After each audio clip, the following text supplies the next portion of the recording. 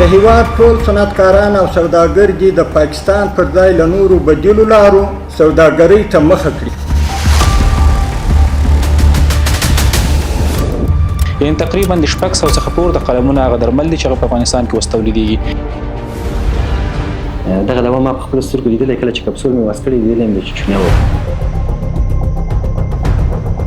د پاکستاني درملو یوه وجه وه چې خلک اولیت ورکوي، چې یو ریټونه یو څه ارزانه، بل د خلکو په مازغو کې 10 کاله ورته کمپاین شو، مارکیټینګ شو. که مالیزیا کې موږ یو قرارداد کړی دی چې هغې کې د کینسر دوایانې هم شته دي، نورې جنرال دوایانې هم شته دي. په افغانستان کې اکثریت د خلکو شکایت ده او د کیفیت ستونزه وه. ځینې وخت به چې موږ د هغوی نمونې به معاینه کولې، نمونې به منفي راتللې. د په کلنۍ ډول د سلګونه میلیونو ډالرو د وتلو اصلي علت له پاکستان څخه د بې کیفیته دوا ورود دی. د کیفیت په برخه کې خپل مافیا او تجارانو په هغوی کې ډیر لاسوهنه کول.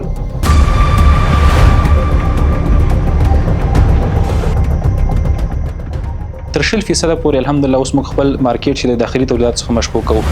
موږ الحمدلله تر اوس تاریخه پورې تقریبا 190 قلمه دوا تولید لرو. یعنې تقریبا د 600 څخه پورته قلمونه هغه درمل دي چې هغه په افغانستان کې اوس تولیدېږي.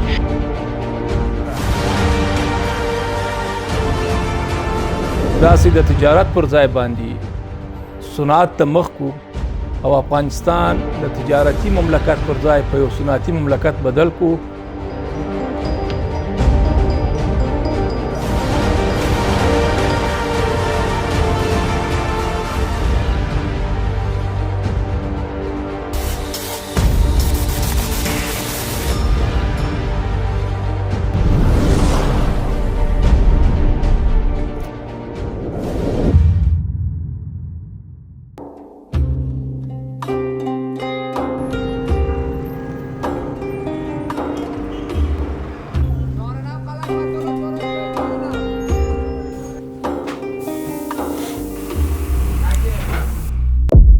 حدود 1 ماه پیش همین الماری پر از دواهای پاکستانی بود، اما امروز نه تنها خالی نیست بلکه جای آن را دواهایی گرفته که هم قیمتشان خوب است و هم کیفیتشان. افغانستان نزدیک به 1 ماه پیش یکی از سخت‌ترین، چالش برانگیزترین اما درست‌ترین تصمیم را در تاریخ خود گرفت.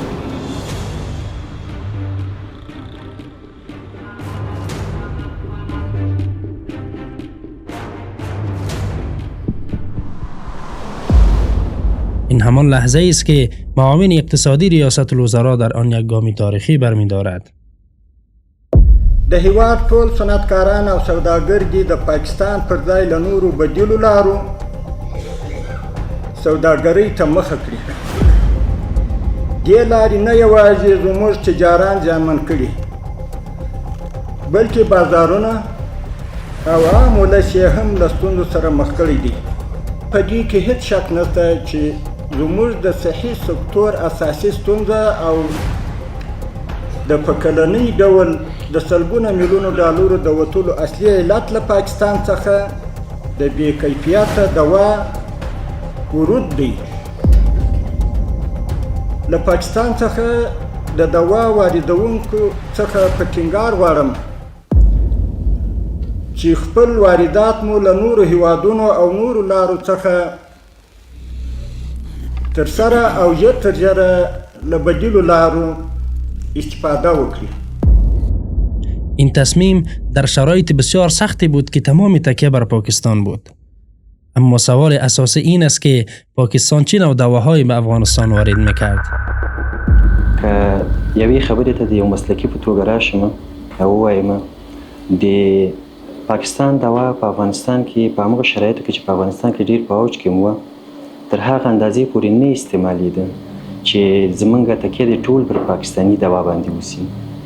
زمونږ تکیه په ترکي دواګانو باندې وه، ایرانی دواګانو باندې وو، هندي دواګانو باندې وو، چینایي دواګانو باندې. دې ترڅنګ لله الحمد د امارت په 4 کلو کې اسلامي امارت په دې وتوانېده چې د بهرني دواګانو ترڅنګ په خپل تولید درو داخل د وطن کې یعنی زمونږ تکیه داسې درته ویلی شم تر 40% پورې په بهرني دوا باندې وه، البته د پاکستان په دوا او باقي مانده دی خو د نور همسایه هیوادو او په خپل داخل کې درملو څخه موږ استفاده کوو. کوم خاص اغیزه د حکومت په هغه کې او خصوصا د صحت په برخه کې نه لري.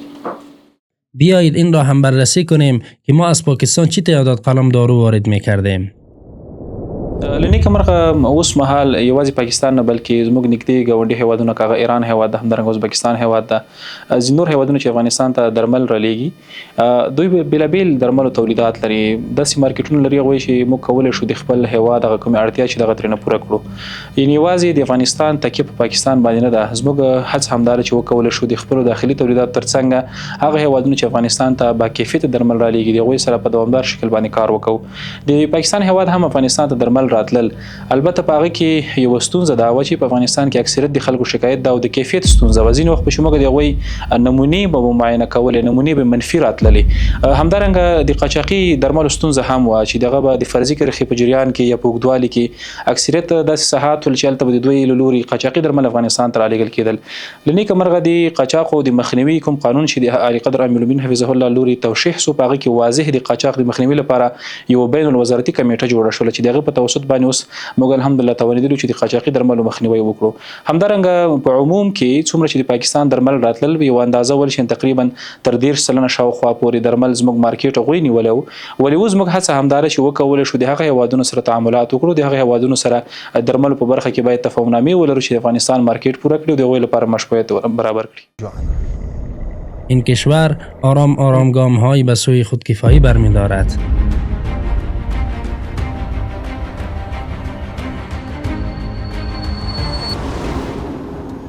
نه تنها داروها هستند بلکه از 2 ماه به این سو هر نوع راه‌ها با پاکستان بسته شده است. اما افغانستان نفس زندگی را همچنان به سرعت می‌کشد و هر روز با بیش از 1 کشور در تمام آن بخش‌های توافقنامه امضا می‌کند که پیش از این از پاکستان تأمین می‌شد.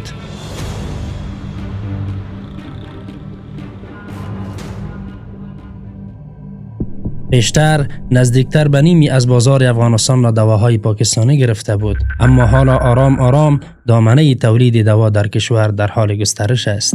بر اساس اطلاعات آخرین سروی در حال حاضر بیش از 600 قلم دارو در داخل کشور تولید می شود.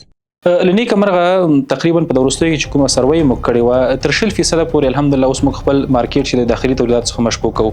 یعنی تقریبا د 600 څخه پور د قلمونو هغه درمل دي چې په افغانستان کې اوس تولیدېږي. په دورستوي کې د 110 څخه پور ته زموږ رجستر فابریکې دي چې په داخل د هیواد کې طبي تجهیزات همدارنګه درملو تولیدات لري. په دورستوي کې ځینې هغه فابریکې چې هغوی الحمدلله نړیوال معیارات پوره کړي ول، په تقریبا د 4 په شاوخواو کې هغوی جی ام پی سرټیفیکټونه واخیستل.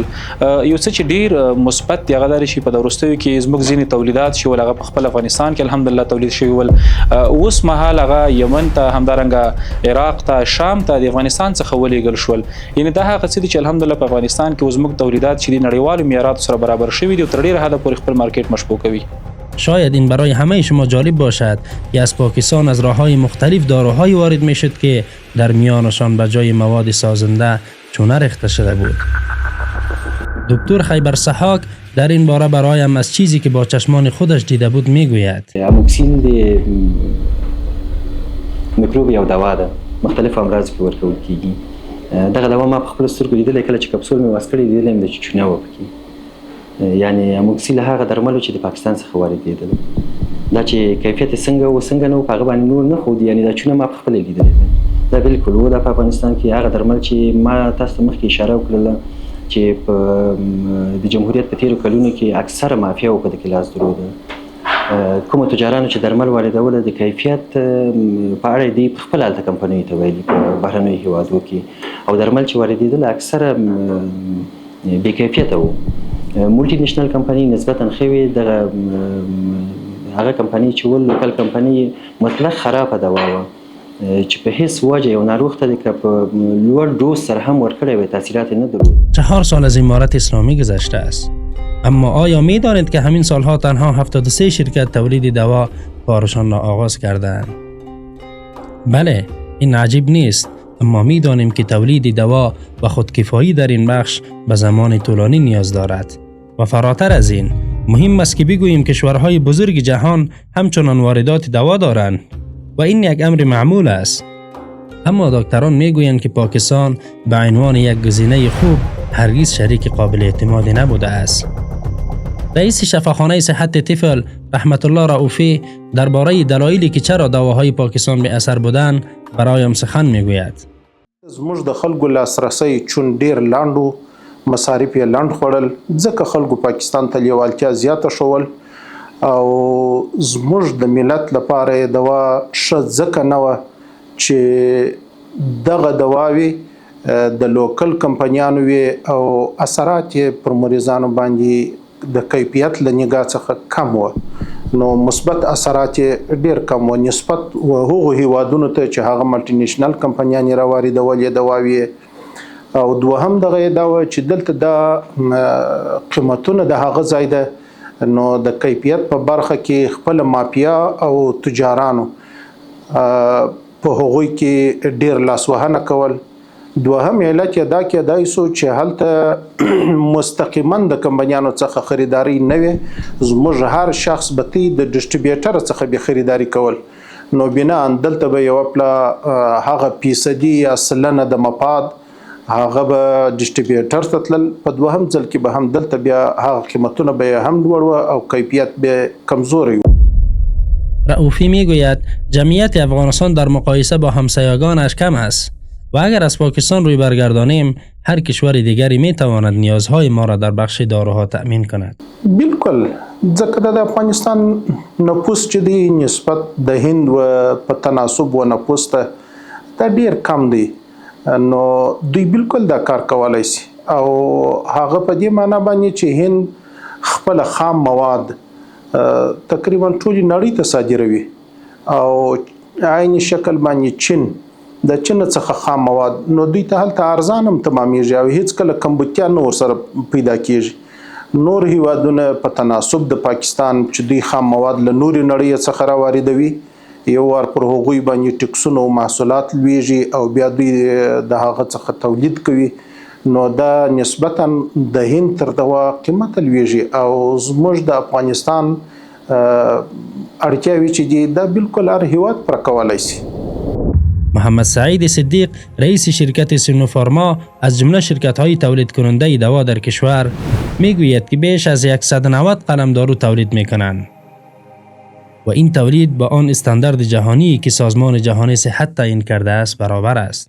موږ الحمدلله تر اوس تاریخ پورې تقریبا 190 قلم دوا تولید لرو او کیفیت د دوا هغه ضرورتونه هغه غوښتنې چې WHO په یو د معیار د تثبیت لپاره غواړي موږ الحمدلله هغه ټوله تعقیبوو او پر هغه معیار مطابق مخته ځو او د افغاني تجارانو څخه اضافه د ساس د غوښتنې دا مې غوښتنه ده چې راسي د تجارت پر ځای باندې صنعت ته مخ کو او افغانستان د تجارتي مملکت پر ځای په یو صنعتي مملکت بدل کو. چانسونه هم ډیر دي امکانات هم ډیر دي سهولتونه هم ډیر دي ان شاء الله ډیر آرام او مستریح ژوند به په مخ کې ولري که تاسو د صنعت خواته مخ کې ان شاء الله. این شرکت مواد خام را از هند، چین و اروپا به دست می آورد و محصولات خود را به آسانی و با قیمت مناسب به تمام ولایت‌های کشور می رساند. از پاکستان نزدیک به 100 شرکت به افغانستان دوا وارد می کردند.